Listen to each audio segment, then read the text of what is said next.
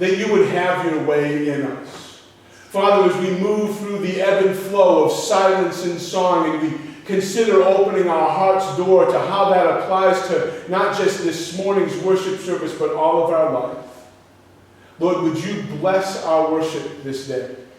Would you be present with us? And would you cause us to let your light shine both in us, but also through us? In Jesus' name we ask it. Amen. Amen. Church, I invite you to be seated, and if you have your Bibles and you'd like to follow along, I'm reading from Luke, again, chapter 1, the familiar story to many folks of the announcement of the birth of John the Baptist and then the resulting song of praise that Zacharias had brought forth. So I'm going to read verses 5 through 22 and 57 to 80 just as an introduction to the message. There was in the days of Herod the king of Judea a certain priest named Zacharias of the division of Abijah, and his wife was the daughter of Aaron, and her name was Elizabeth. And they were both righteous before God, walking in all the commandments and ordinances of the Lord blameless. But they had no child, because Elizabeth was barren, and they were both well advanced in years. So it was that while he was serving as priest before God in the order of his division, according to the custom of the priesthood, his lot fell to burn incense when he went into the temple of the Lord. And the whole multitude of the people was praying outside at the hour of incense. Then an angel of the Lord appeared to him standing at the right side of the altar of incense. And when Zacharias saw him, he was troubled, and fear fell upon him.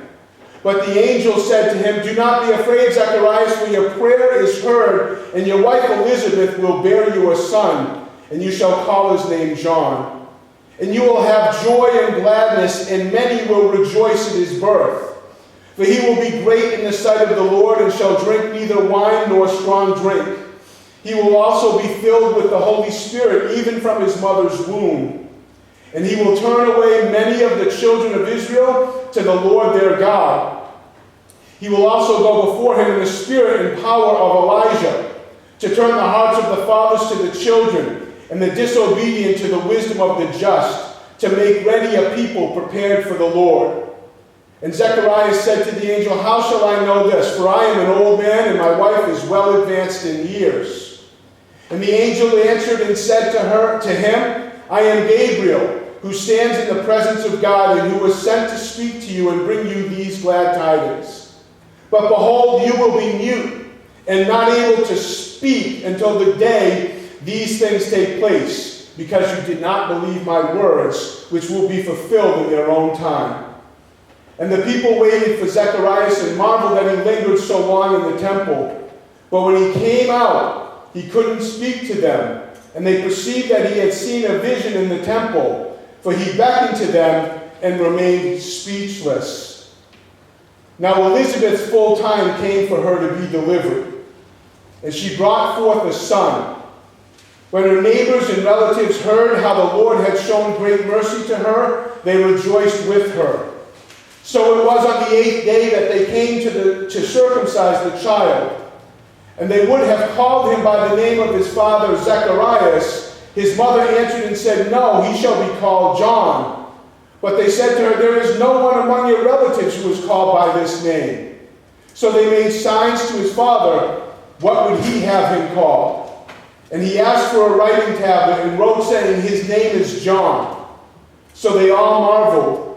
Immediately his mouth was opened and his tongue loosed, and he spoke, praising God. Then fear came on all who dwelt around them, and all these sayings were discussed throughout all the hill country of Judea. And all those who heard them kept them in their hearts, saying, "What kind of child will this be?" And the hand of the Lord was with him. Now his father Zacharias was filled with the Holy Spirit and prophesied, saying, "Blessed is the Lord God of Israel, for he has visited and redeemed his people. He has raised up a horn of salvation for us in the house of his servant David, as he spoke by the mouth of his holy prophets, who have been since the world began, that we should be saved from our enemies and from the hand of all who hate us, to perform the mercy promised to our fathers, and to remember his holy covenant. the oath which he swore to our father Abraham, to grant us that we, being delivered from the hand of our enemies, might serve him without fear, in holiness and righteousness before him all the days of our life. And you, child, will be called the prophet of the highest, for you will go before the face of the Lord to prepare his ways, to give knowledge of salvation to his people by the remission of their sins, through the tender mercy of our God, with which the dayspring from on high has visited us, to give light to those who sit in darkness and the shadow of death, to guide our feet into the way of peace. So the child grew and became strong in the spirit, and was in the deserts till the day of his manifestation to Israel. May the Lord add his blessing and understanding to the reading of his holy word. Amen.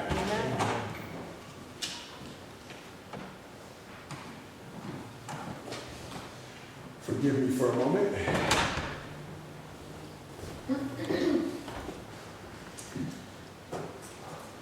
The unique gifts that God gives us opens our heart, or the door of our heart, as the series has been entitled, to a season of wonder. And that's what Christmas is for a lot of folks. It's a season of wonder. And such is the lesson that emerges out of a little church in a country far away. There was a young vicar at the Church of St. Nicholas in Oberndorf, Austria, who was devastated.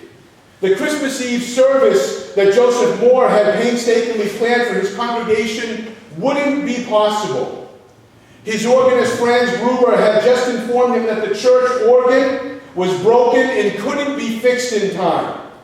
The music he'd envisioned for this holiest of nights would not be sung or heard. It would be a silent night. To relieve the tension, Moore called on a poor family in his parish who were expecting a baby. The young pastor happened upon the home just as the wife gave birth, and Moore was struck by how similar the scene he had just experienced must have been to the events on the night that Jesus was born. As he walked home, he began to compose a song in his head, capturing the emotion and mystery of the Holy Child's birth. Remembering the plight of the church organ, he wrote some simple lyrics on so that the congregation would be able to sing them, accompanied only by a guitar. The next day, he handed his text to the church organist and asked if he could create a tune for the lyrics that would be sung that night at the Christmas Eve service. Reluctantly, Franz Gruber agreed.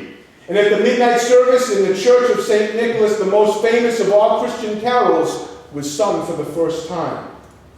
The young pastor led the congregation, and the organist strummed his guitar. It was not a silent night after all. Out of the impending silence, Joseph Moore used his poetic gifts to write beautiful lyrics. Franz Gruber used his gift to write a melody and strum a guitar. And I think I, as well as many of you, are certainly glad that they did. They praised God for who he is and what he had done, despite circumstances for which they may not have been grateful. In the process of responding, that young Austrian pastor and his organist participated in a season of wonder, and so did their congregation, and down through the years, so too do we. Have you ever noticed that not all surprises are disappointing? Have you ever noticed that? I know people in my life, my daughter being one of them, that absolutely hates surprises. Do you know people like that? Because they think of surprises as things that are going to be somehow terrible or hurtful. You know, like a broken organ on the most important night in the Christian year for the church. But many surprises are truly delightful and unexpected and happy occasions. And we often call those kinds of surprises, the word is serendipities. Serendipities, it's one of those words that sounds exactly like it is, right? It's kind of a lightness to it, kind of been described as a hippity-hoppity dance. It's kind of a light-footedness to it all. It's a dance in which God leads and we follow. And we don't only follow begrudgingly, but because it's a serendipitous moment, we follow with a smile on our face because the surprise has been delightful. Chuck Swindoll, you may be familiar with him, he defines the word serendipity this way. He says it's the dip of the serene into the common responsibilities of life. Serendipities occur when something breaks into the monotonous and the mundane. And that's how most people experience life. Through monotony and a sense of the mundane. Gabriel surprises Zechariah in his visit today, and the old man was let in on a secret that took his breath away and literally his ability to speak for 9 months. Zechariah and his wife Elizabeth were going to be parents for the first time. Talk about holy smokes, right? And angel wings, there it was. Gabriel alights in their presence and makes the surprising announcement, a dip of the serene into the mundane. The angel's encounter with Zechariah was a serendipity, if ever indeed there was one. Almighty God had beautifully broken into his world, the world of an older man and his middle-aged wife that no longer included having any hope of having a child. Taking him by the hand, the Lord of Israel swept him off his feet in a kind of holy two-step. I want to read to you from the Message. It's not one of my favorite translations, but in this case, it has some powerful words about the encounter with the angel and with Zechariah. During the rule of King Herod of Judea, there was a priest assigned in the service of the regiment of Abijah. His name was Zechariah. His wife was descended from the daughters of Aaron. Her name was Elizabeth. Together they lived honorably before God, careful in keeping to the ways of the commandments and enjoying a clear conscience before God. But they were childless because Elizabeth could not conceive, and now they were quite old. It so happened that as Zechariah was carrying out his priestly duties before God, working the shift assigned to his regiment, it came his one turn in life to enter the sanctuary of God and burn incense. The congregation was gathered and praying outside of the temple at the hour of the incense offering. And unannounced, an angel of the Lord appeared just to the right of the altar of incense. Zechariah was paralyzed in fear. But the angel reassured him, saying, "Don't fear, Zechariah. Your prayer has been heard. Elizabeth, your wife, will bear a son by you. You are to name him John. You're going to leap like a gazelle for joy, and not only you, many will delight in his birth. He'll achieve great stature with God." Zechariah said to the angel, "Do you expect me to believe this? I'm an old man, and my wife is an old woman." But the angel said, "I am Gabriel, the sentinel of God, sent especially to bring you this glad news. But because you won't believe me, you'll be unable to say a word until the day of your son's birth." Meanwhile, the congregation waiting for Zechariah was getting restless, wondering what was keeping him so long in the sanctuary. When he came out and couldn't speak, they knew he had seen a vision. He continued speechless and had to use sign language. What a great rendering of this wonderful encounter with God, with the angel, and with Zechariah. It wasn't just a silent night for Zechariah. It was a silent almost a year. In silence, he was left to contemplate all that God was doing, was going to be doing, and had done. And if you can imagine being struck mute, what must have initially seemed like a curse, eventually must have become a tremendous gift, a precious gift, because there isn't enough quietness in anyone's world today. And the inability to speak was because of Zechariah's inability to believe. so God had him silence this priest. And so before we judge the old man too harshly, just put yourself in his shoes for a minute and think, what would we have believed in that very place? Where what we lost hope in that seemed to be impossible now was being announced by an angel who appeared and made this audacious pronouncement. What would you think? What would you feel? Gabriel gave him, in essence, what preschoolers are told is a timeout. Yeah, then, right? It's a long one, though. It's 9 months. And it was because of his unbelief. But instead of thinking of it as a timeout, might we not consider it quiet time? We used to have a game when my kids were growing up, because I'm the type of father who, when my kids were growing up, this was my idea of a great Saturday. Put the family in the car, drive for 6 hours going nowhere in particular, stop wherever you feel led to stop, and turn around and drive home. Maybe grab some food on the way if you didn't pack a cooler. And sometimes the kids loved it, and sometimes they didn't. And you know how kids are in the car when they get going at each other, and you're up front, you're trying to wail them on the back, shut up back there, and you go crazy like that. So we used to have a game I played with my kids called the quiet game. The object of the quiet game was to be the last one to talk.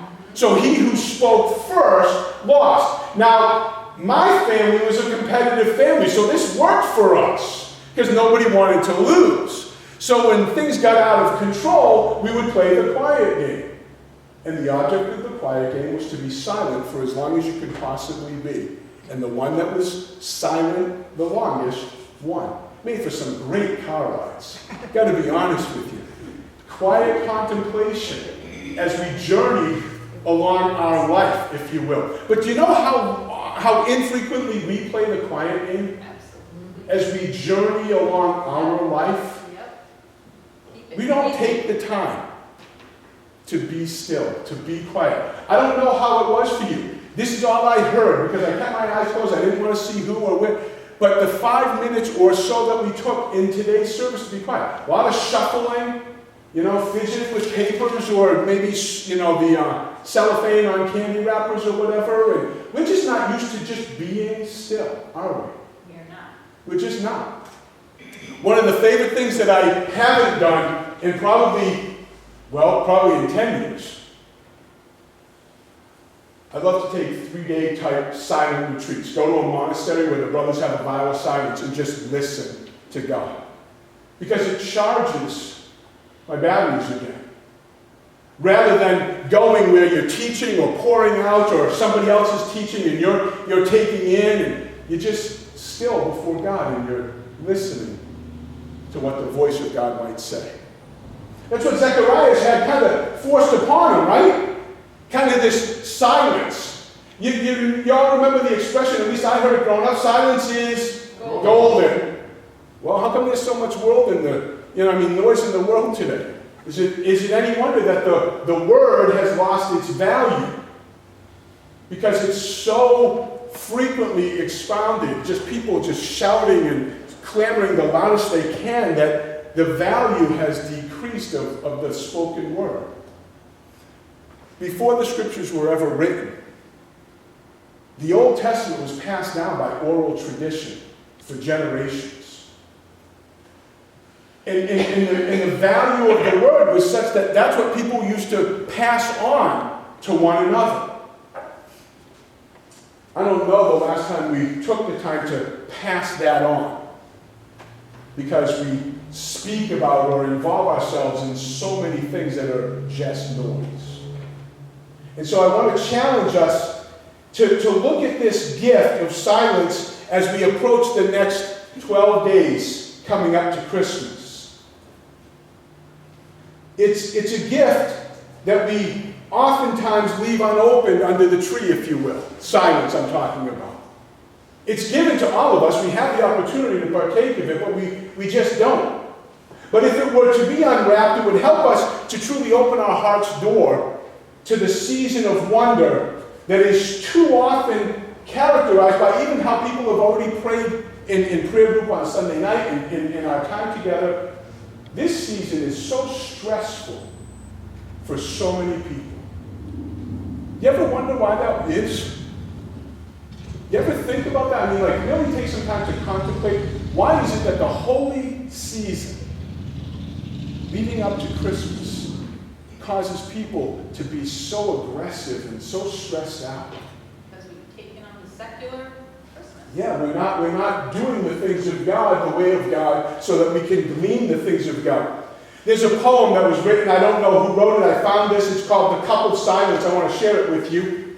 Because in this poem, he's captured, if you will, the wonder of silence that the young Austrian pastor must have experienced on that muted starlit walk in the woods when he found out he wasn't going to be able to have all of the carols at their Christmas Eve service. So this is the poem called The Cup of Silence. I poured a cup of silence, my afternoon repast, a kneaded brew of nothingness to pace my race with rats. Just a simple cup of quiet to still the noise of grown-up toys some call technology. Silence. No beepers to buzz off, no faxes to answer, no deadlines to bury for now. Just a sip of two from this cherished brew. Silence. Simon says, and Garfunkel too, that silence has its sounds. I think I would agree. It's the whisper of a moment more tastier than tea. It is when I hear the still, small voice of God. There's nothing like a season of silence to contemplate what God is really all about in our lives. And I know for many of you looking at me, you have a hard time imagining me being silent, but it's one of my favorite things to do. It's just that when I do it, most people look at me and think, what's wrong? Nothing. I just want to be quiet. Just want to be still. Because it feeds me in those times. And I haven't done this for a long time, but even with the decorations, I think I may have talked about this last year when we first came. I love to put lights on, Christmas lights in my house, with no other lights and no other sign, and just sit in the quietness of the dim light of Christmas and contemplate all that God has done. Do you take time in your life to do that? To just sit. You don't have to sit in the lights, but just sit in quietness. And not have it be so blaring and glaring. You know, we usually have the TV on, or even a loud stereo with the Christmas music, and we don't have just dim lights. Usually I tell Deb, that most of us don't walk around by sonar. She likes to be in what I call the bat cave. She likes to live I don't want to be walking around in darkness my whole life, but I do like to have periods of time where everything is more subdued, to be able to reflect on what God is doing. As a church, not just this church, but as most churches do, we get so busy doing that we don't take time for contemplation. We don't take time for reflection. And by not taking time, I think we miss something. Didn't realize that was up there. Zechariah didn't stay silent for the rest of his life, but it did last 9 months. It's a long time. But at the end of that 9 months, just as Gabriel had predicted, he was able to speak. He regained, if you will, the gift of speech, the things that we take for granted, right? Every day. I just talked to a pastor friend this week who was saying that because of a sickness he's undergoing, he's worried about his ability to preach because he's losing his voice. And how hard that is. But the gift of speech that Zechariah had regained, you could say that he ended up with not just the gift of speech, but the gift of song. That which we read about from verses, let me just get back there for a moment. Verses 68 through 79. The prophetic song of Zechariah. Praise be, or blessed is the Lord God of Israel. For he has visited and redeemed his people. He's raised up a horn of salvation for us in the house of his servant David. And as he spoke by the mouth of his holy prophets who have been since the world began, that we should be saved from our enemies and from the hand of all who hate us, to perform the mercy promised to our fathers and to remember his holy covenant, the oath which he swore to our father Abraham, to grant us that we, being delivered from the hand of our enemies, might serve him without fear, in holiness and righteousness before him all the days of our life. And then he turns to his baby child, his son, and he says, and you, child, will be called the prophet of the highest, for you will go before the face of the Lord to prepare his ways, to give knowledge of salvation to his people by the remission of their sins, through the tender mercy of our God, with which the dayspring from on high has visited us, to give light to those who sit in darkness and the shadow of death, to guide our feet in the way of peace. Now listen, we read these words, if we read them at this time of year, and we think to ourselves, yeah, that's John the Baptist he's talking about. But where do you think Zechariah came up with this? He didn't believe they were going to have a child, and the first words out of his mouth after he's able to speak is this song of prophetic praise. Who do you think gave him that? And how did he come about obtaining it? Except in the stillness, in the quietness, where he could only listen to God instead of be speaking. And even as a priest, in serving.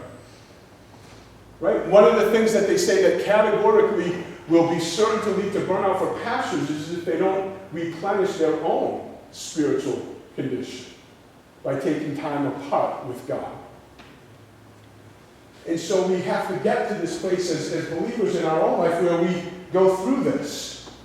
What amazing poetry this is. Psalm 45, if you have that, just flip over there for a moment. Just want to read the beginning of Psalm 45 to you.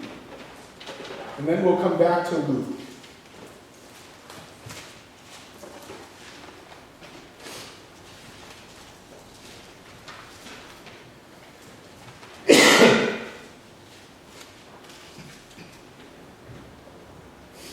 Psalm 45. My heart is overflowing with a good theme. I recite my composition concerning the king. My tongue is a pen of a ready writer.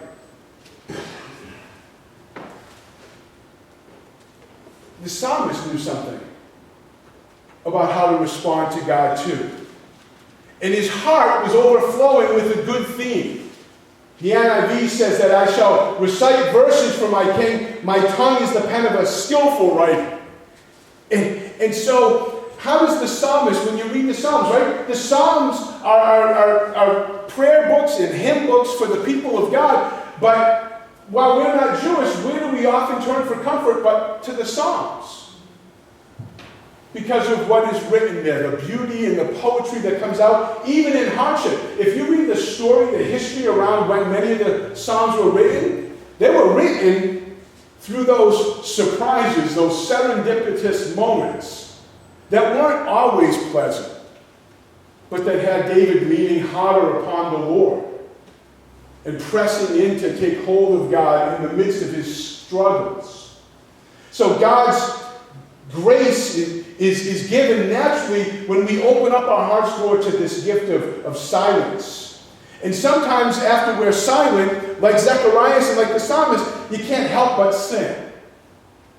You can't help but sing. Because when you've been before God and you come into the presence, it's why for me I love to read the book of Revelation, because it talks about in the book of Revelation some wondrous things, and I just can't get my mind around it to the fullest, but I want to understand as much of it as I can. But in just imagine this, in a place that it says that without ceasing, day and night, the elders, the chief priests, and the angelic beings, they're falling down before God, they're singing, holy, holy, holy is the Lord. All of these songs of praise that manifest. But then, in all of heaven, now think about this is eternity now, the place of God's dwelling, it says that the heavens were silent. Can you imagine what that must be like? That even the voices of praise before the throne just stop. What that must be like. So imagine now. Now, I won't do this, so put your minds at ease, but imagine that on Christmas Eve, rather than singing our way through the service, we came and we just were silent. For the same purpose. It's Christmas Eve. And we're here to worship the King. Just think about that. What would you feel? What would you think? Would you come if I told you ahead of time that's what we were going to do? Right? I mean, just all of these things. But silence is such an important part of our life that we live without. God opens us up to some wonder when we open our hearts up to silence.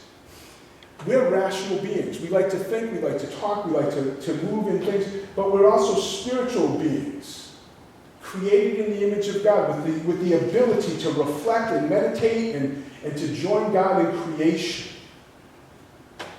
So I want you to think about the next few, well, it's a little more than a few days, but the next 12 days leading up to Christmas and even the season after. The season that in the Christian calendar we mark from Christmas to January 6th that we mark as Epiphany. Right? That's still the Christmas Sunday. On Epiphany we sing We Three Kings, Glory and God, and all that stuff, right? Think about what it would be to take a cue from Zechariah and respond in appropriate ways to what God is giving you in Jesus. One of my favorite movies ever is the movie Dead Poets Society. It's both disturbing and deeply powerful at the same time. And in that movie, if you're not familiar with it, Robin Williams plays an inspiring and yet controversial English teacher by the name of John Keaton. And he teaches at a private boys' school. And usually the scenes where he's waxing eloquent, if you will, are powerful, and he's waxing on the human condition. And one of the lines that he speaks to his students is, the human race is filled with passion, medicine, and law, and business, and engineering. These are all noble pursuits and necessary to sustain life. He says, but poetry, beauty, romance, love, these are what we stay alive for. And in the book of Psalms is a book of poetry. And Mary's song, in response to her announcement, was a poetic song. And Zechariah's prophecy was a poetic prophecy. And in our lifetime, it seems like poetry seems to run historically through cycles. And in our lifetime, there's more of a return to the poetic than there had been for quite a while before that. I looked up some recent thoughts about all of the people, and there are so many that have been writing poetry that I just wanted us to think about some of the things that are aligned with poetry. The life-giving element of it.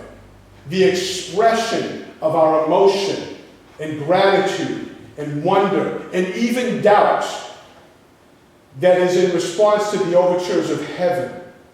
Poetry and art and music and literature and meditation naturally follow. It used to be, and I love to do this too, and you know, most of the beautiful art of the world was created in response to the beauty of God. And then for a while, if you notice that art got real dark and real profane. There was a series a little while ago that went around a bunch of regional art museums, some of the larger ones. And I won't use all of the word, but it was called the V series. And it was just, in my mind, it was just guttural.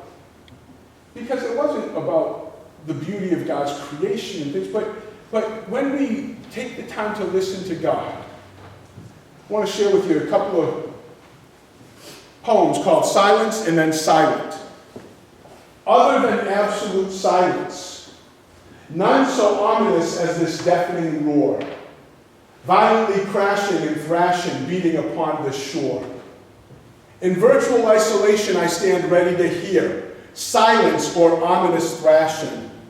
I only want to know you are near. Washing and pounding and advancing further upon the shore, as innocently standing before you is the one whom you adore. Let no harm befall me standing here by the gulf. Wrap your loving arms around me, in your embrace, me too engulf. Silent stillness, calm pervades. In my heart, God's voice evades. Silence so deafening, a quiet roar. Seems that my spirit has been here before. Clouds drifting slowly across the sky, captivating the imagination of my eye.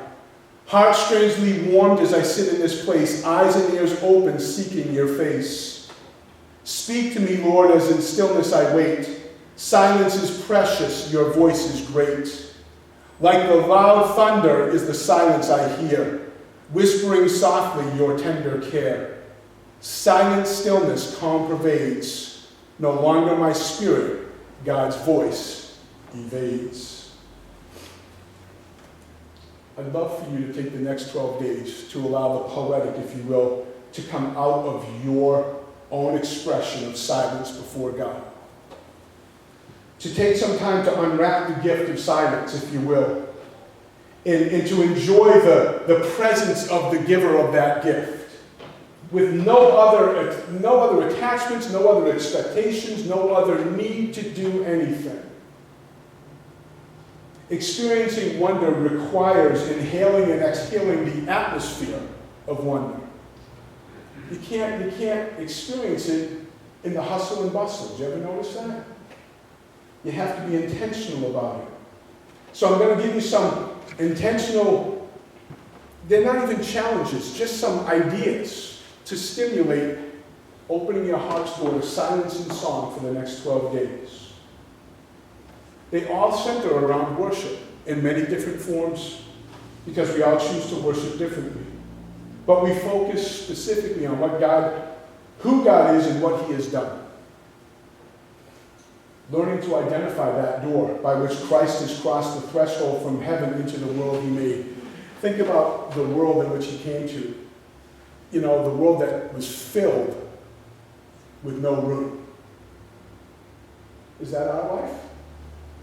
A life that's filled with so much activity and hustle and bustle that we have no room? 2 weeks ago, you may remember I stood here specifically, and I haven't done it since then, right? Jesus said, behold, I stand at the door and knock. If any man open the door, and anyone hear my voice and open the door, I will come and eat with him and he with me. He's knocking at our heart's door. Too many times the knocks get drowned out by the busyness and the noise around us. And last Sunday we talked about opening our heart's door to friends and strangers alike, and I want you to think this week about something that Christians aren't often given permission, if you will, to think about. Think about how it feels. As Christians, we're often told that our feelings are unreliable, and that's not untrue. But just think about how it feels that Jesus is knocking at the door of your heart, and he's invited you to a relationship that causes us to invite others into our life. Not only God himself, but others as well. God wants all of us, men and women alike, to feel the wonder of his presence. Now, men, this is a challenge for us. Feelings. Experiencing them and expressing them. If I were to ask you today, and I'm not asking you today, but I'm going to ask you in a moment to think about this for the next 12 days. If I were to ask you today to write a poem, how many of you would be comfortable with that right now? Right? Lynn, you're not a man. Ray, you'd be all right with that? Yeah? Paul? Yeah? Okay. So some of you would. But we're not good at feelings. The women are a little bit more in touch with feelings. But I want us to feel the wonder of God's presence. And this is a commercial, I know, but I'm going to give the commercial for a moment anyway. That's what prayer's all about. So join us Sunday morning before service or Sunday night at 6 o'clock.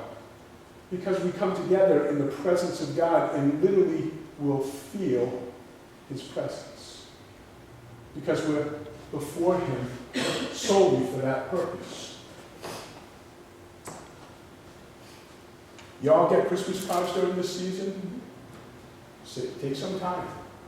Look through the cards. You know, like what we do is we get them. I get excited. I get the cards. I see who they're from. Stick a piece of tape on them and put them up over an archway. And that's, you know, you don't think about it again, right? Okay, got the one from this person, got the one from that. And then take some time to reflect upon the sentiments that are expressed in the Christmas cards. And especially those that have Christian expressions.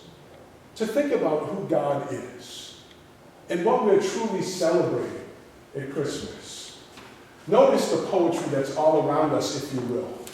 Take some time to recognize God's presence right beside you. I marvel at the words that came out of Zechariah's mouth as soon as the child was born.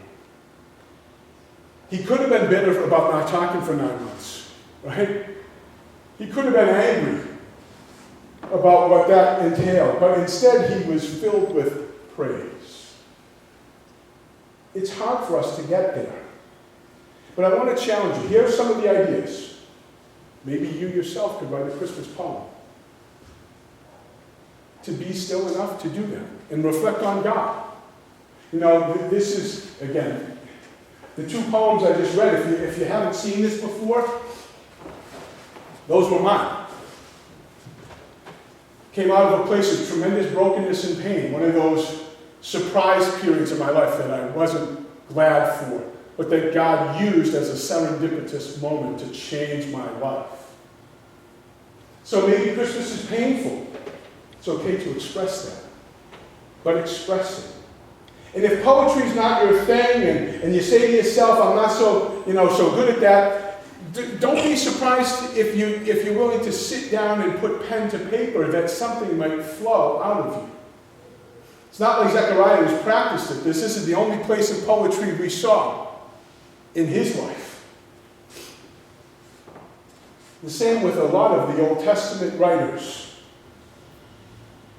One of my favorite family traditions, this is different, but at Christmas time when my kids were growing up, again, shut most of the lights down, have just the Christmas lights on, and take out, how many of you have a hymnal at home? Any of you? To just read the hymns. Like, you guys, especially when I'm like this, I can't, but I don't sing all that great, and I'm not a musician. But you can just read the hymns and allow them to minister to you. This is a great book of prayer right here, your hymn book.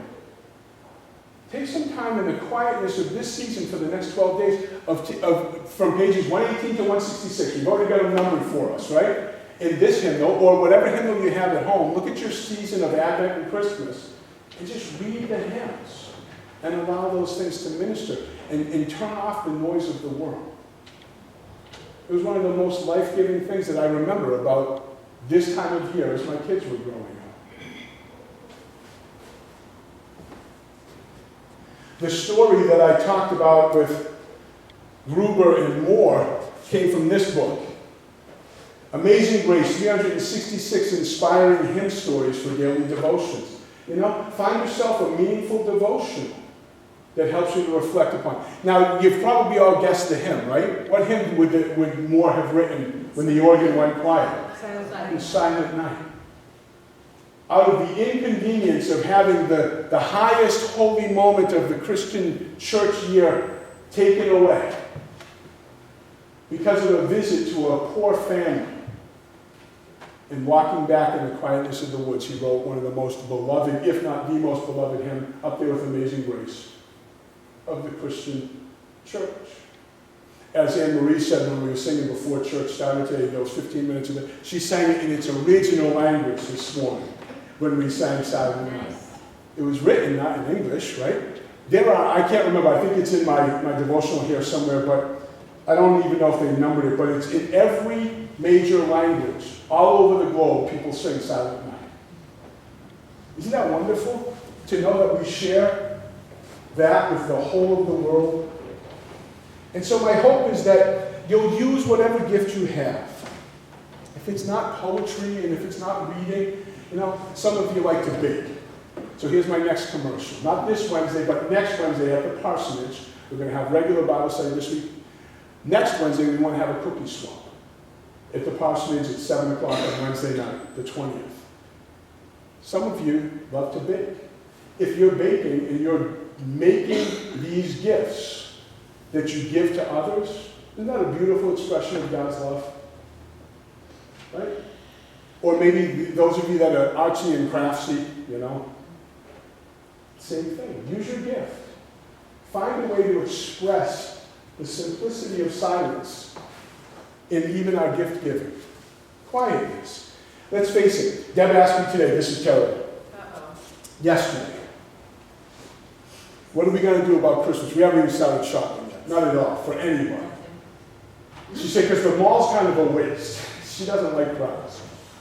But think about how we all feel about it, right? Going to the mall, especially as you get closer to Christmas and you're elbowing the neighbors trying to get that last sale item, there's just so much noise and so much traffic. Even to get from here over to the Emerald Square Mall, which is usually 7-10 minutes somewhere in that area, can take at least a half an hour, to get over there.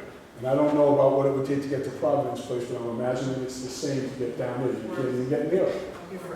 It's worse? Yeah. Just because the roads are horrible over there. Yeah, terrible. But just think about all the noise that we live with, right? So here's my challenge, and this is what I want to leave you with. Can we all find a way, in our own way, to open our hearts door to the wonder of Christmas by experiencing silence that will lead to a song that resonates in our heart? Because that's where it came from Zechariah. This song, this beautiful song that came out of his heart. I think the world needs some glad tidings of great joy, don't you? I think they do. Again, for me, my favorite picture of this is still Linus up on the stage, quoting the King James Version of that prophetic announcement that I bring to you glad tidings of great joy that shall be for all the peoples. Well, it's got to resonate from us, doesn't it? So let me pray with you that we'll take some time so that we will experience again the wonder of Christmas, and it'll come right out of our heart, and we'll be singing heaven's song. And those that don't know it will come to know it to be true as well. Do you know there's people right outside this door that live within probably even, an eyesight of our church here that don't even know the Christmas story. We live in a day and an age that people don't know the story anymore. So we need to bring it forth. Let me pray with you, and we'll close our time. Father, I just bless you and I thank you today for what you do in those quiet places of our life. Would you cause us to be still enough to know that you are God, to hear your voice, to listen to your word, to know your presence, and to reflect your glory. Help us to sing heaven's song, for we ask it in Jesus' name. Amen.